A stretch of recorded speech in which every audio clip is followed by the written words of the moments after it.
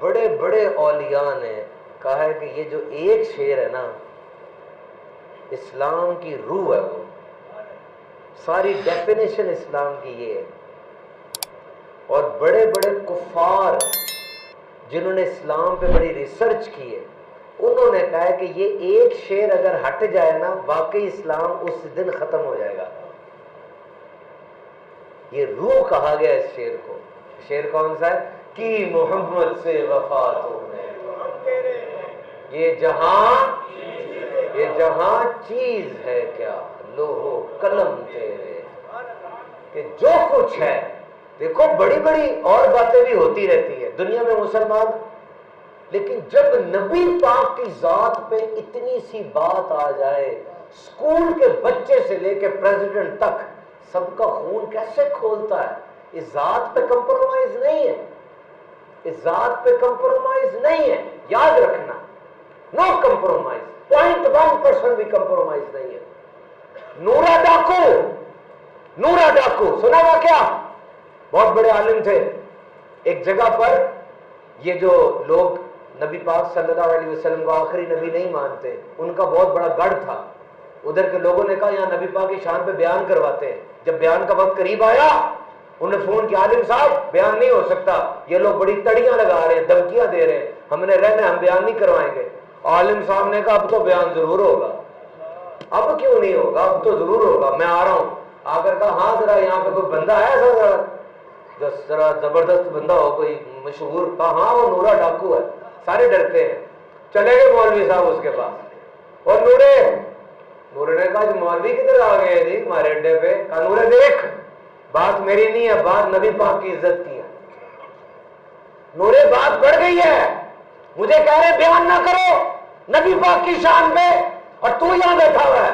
نورا کھڑا ہو گیا، کہتا نبی پاک کی بات آئی ایسی تیسی. کھڑے ہو 10 بندے ادھر. مولوی صاحب بیان کرے نبی پاک کی شان پہ، بیان کرے. دیکھتا ہوں میں کون آنکھ اٹھا کے دیکھتا ہے، میں دیکھتا ہوں کون آنکھ اٹھا کے دیکھتا ہے. بیان ہوا گج بج کے.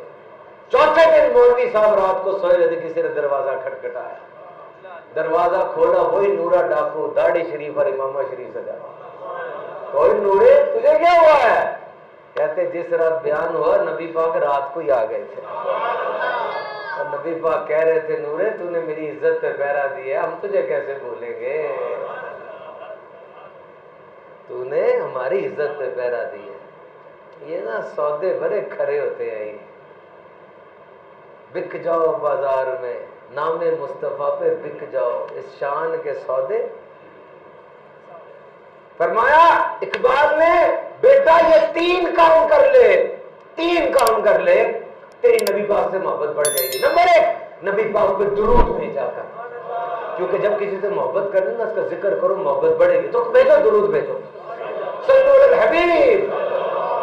ایسے نہیں سوچو میں بھی درود پڑھ رہا ہوں رات کے اس پہر میں، کوئی پتہ نہیں میری زندگی کی آخری رات ہو، کوئی پتہ نہیں ہے. کوئی جو کھڑا ہو کے دعویٰ کرے میری زندگی کی آخری رات مجھے پتہ ہے کہ آج میں جی جاؤں گا. نو بڑی کین کلیم. ہو سکتا ہے آخری درود ہو.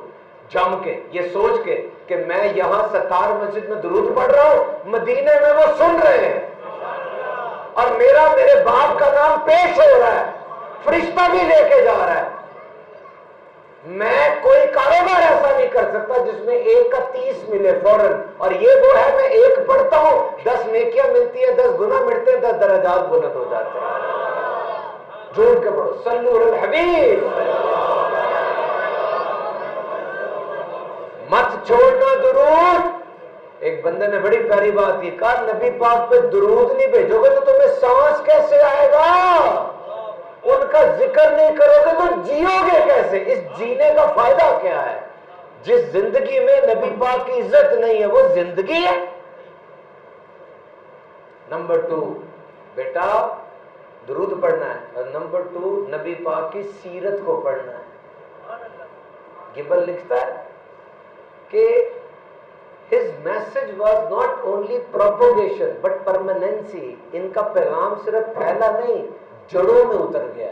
فوجی انقلاب لے کر آیا تھا، وہ سیاسی انقلاب لے کر آیا تھا، وہ علم کا انقلاب لے کر آیا تھا، یہ ثقافت کا انقلاب لے کر آیا، یہ کرکٹ کا انقلاب لے کر آیا.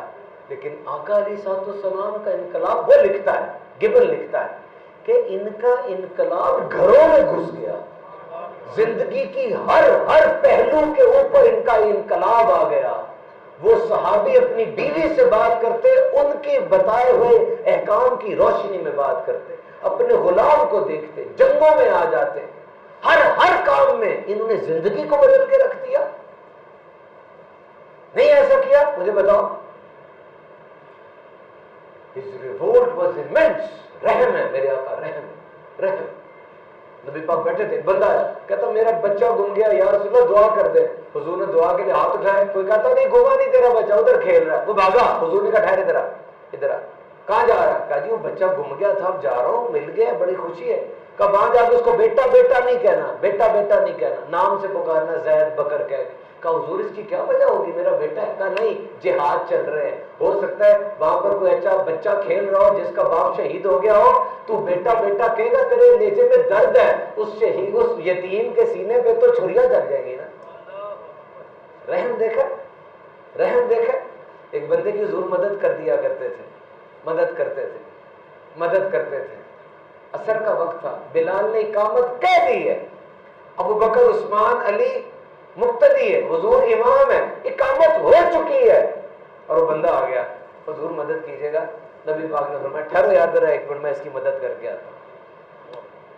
دیکھو رحم، دیکھو رحم۔